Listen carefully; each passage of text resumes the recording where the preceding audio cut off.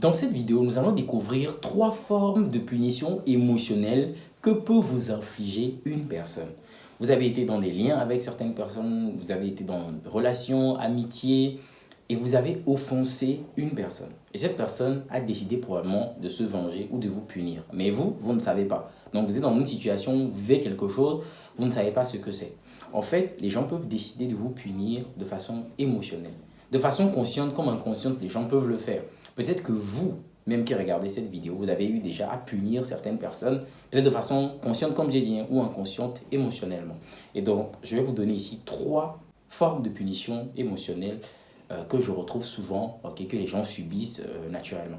Premièrement, l'absence. Il y a des personnes qui jouent énormément sur l'absence pour punir les autres. Ici, la question n'est pas de savoir est-ce que ce que la personne fait, c'est bon, c'est pas bon, c'est de l'immaturité, ça manque de maturité. Non, le débat n'est pas vraiment là parce que je suis en train de vous mettre en exergue quelque chose que les gens expérimentent et vivent pour faire comprendre que c'est des formes de punition. C'est comme des sentences et émotionnelles parce que pourquoi? C'est pesant, c'est difficile à supporter. Donc la première, c'est l'absence. Une personne va décider de façon volontaire, elle le sait très bien, de vous manquer. Donc vous allez vouloir rencontrer la personne après lui avoir causé du tort, a fait des choses qui l'ont blessé, mais la personne ne sera jamais disponible.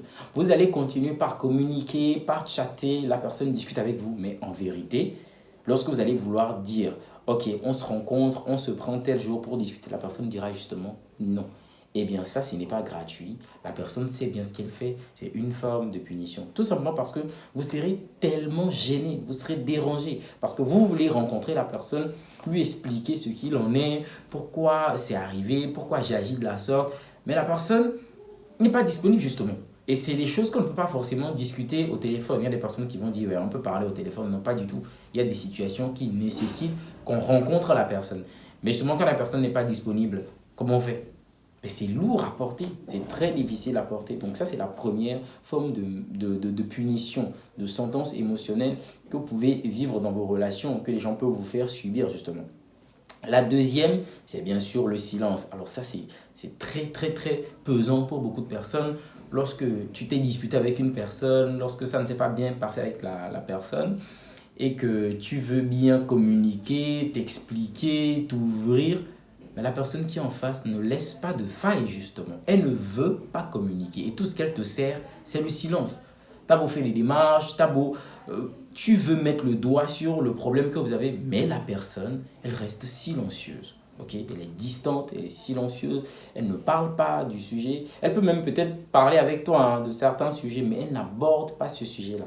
Pour ce qui concerne le sujet, elle est muette, elle est silencieuse, elle n'en parle pas.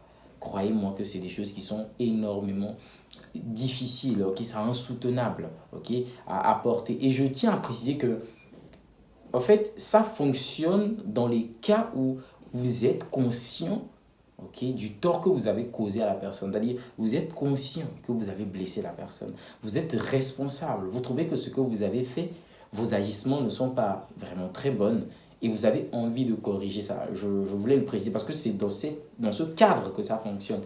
Parce qu'il y a des gens aussi qui vont vous offenser, qui vont vous blesser, mais qui s'en foutent un peu. Ok, limite, ils ne savent même pas qu'ils vous ont fait quelque chose. C'est vous dans votre coin qui savez que telle personne vous a offensé, mais eux, en ce qui les concerne, il n'y a aucun problème. Et ils sont là, ils peuvent continuer par vivre leur vie. En clair, ils sont pas très conscients, ils ne sont pas responsables de leurs actes. Donc ces personnes-là, ça va pas fonctionner en fait. Ok, ça va pas fonctionner si vous servez ce genre de punition. Ou si vous êtes ce genre de personne, lorsque la personne va pratiquer le silence, tout ça, la distance, vous n'allez... Ok, vous allez peut-être dire que bon, c'est la personne elle-même, elle est dans ses délires, ça ne m'intéresse plus. C'est comme ça que vous allez conclure. Mais une personne qui est consciente des torts qu'elle a causés, ok, va être énormément gênée lorsqu'elle aura en face d'elle une personne qui ne veut pas communiquer, quelqu'un qui pratique le silence et surtout qui est distant, qui ne veut pas qu'on se rencontre pour parler, qui ne veut plus s'ouvrir à l'autre. Ça va être très très très pesant. Okay? La dernière punition, la troisième, c'est l'indifférence. Alors celle-là, c'est la plus badass, je pense. Je pense que je l'ai déjà dit dans des vidéos passées. Lorsqu'on en arrive au point de l'indifférence, c'est que vraiment, on a touché le fond. Ok? Lorsque tu es en lien avec une personne, en relation avec la personne, eh bien, souvent, lorsqu'on aime une personne, c'est ce qui fait qu'on idéalise la personne, tu vois. La personne a des imperfections, des tas de trucs qui ne fonctionnent pas bien, mais on ne voit pas ces choses. Pourquoi? Parce que quand on estime une personne, quand on aime une personne, on a tendance à idéaliser la personne. On met la personne sur un piédestal. Ah, pour nous, c'est le best, c'est le meilleur, c'est le prince charmant, c'est la plus belle, c'est la reine. OK? Donc, on manque vraiment de lucidité, d'objectivité.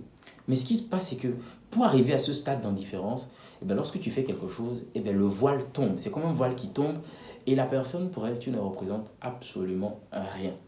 Et quand toi, tu continues d'aimer cette personne et qu'elle, en retour, te sert cette indifférence dont je parle, crois-moi que c'est très, très, très pesant, c'est très lourd à porter.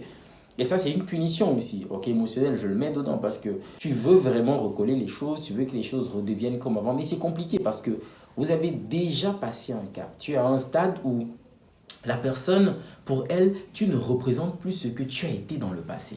Ok? Elle ne te voit plus comme elle t'observait avant. Pour elle, tu ne représentes plus grand-chose. Tu es tombé bas, comme on dit. Oui, tu es tombé bas. Donc, tu vas rencontrer la personne, tu vas vouloir discuter avec la personne, tu vas t'expliquer, tu vas la rencontrer, tu vas la voir. Mais en clair, tu sens que il y a un truc qui manque en fait. C'est-à-dire, ce n'est plus comme avant. Tu sais comment la personne est. Mais aujourd'hui, ça fait ni chaud ni froid à la personne. Ça coule simplement. Tout ce que tu dis, tous tes propos, elle dit oui, je comprends et tout. Mais au fond de toi, tu sais que ça ne passe pas. Et c'est très, très gênant cette situation. Très gênant. Quand tu arrives au stade de l'indifférence, quand on en arrive là, dans une relation, pour moi, les choses sont loin de redevenir comme elles étaient dans le passé. Parce que la magie, on l'a perdue. Okay? Cette influence, ce leadership, ce truc intangible qui faisait que pour la personne, ouais, tu es le best, the best, c'est parti en fumée. Donc pour la personne, tu ne représentes plus absolument rien. Et je pense que ça peut être aussi une forme de punition, dans le sens où c'est lourd à porter pour nous, c'est extrêmement, extrêmement difficile pour nous à porter. Les amis, c'est ce que je voulais partager avec vous. Voilà trois formes de punition émotionnelle, à mon sens, que vous pouvez vivre dans vos rapports avec les autres. Comme j'ai dit, ce n'est pas une question de dire que non, c'est immature de faire comme ça, c'est pas bon, c'est pas responsable. Non. On part d'un constat de quelque chose que les gens vivent, de quelque chose que certaines personnes infligent aux autres de façon consciente comme inconsciente. Donc, je vous le révèle pour que vous sachiez que parfois, vous pouvez dans des situations où c'est ce que vous subissez en fait. Vous ne comprenez pas, mais c'est de la punition. Comme j'ai dit, de façon consciente comme inconsciente. Et vous-même, vous pouvez peut-être même, vous l'avez déjà peut-être même pratiqué avec les gens. Vous avez été silencieux, vous avez boudé les gens, vous avez été distant, vous ne voulez pas rencontrer les gens pour leur expliquer tout ça.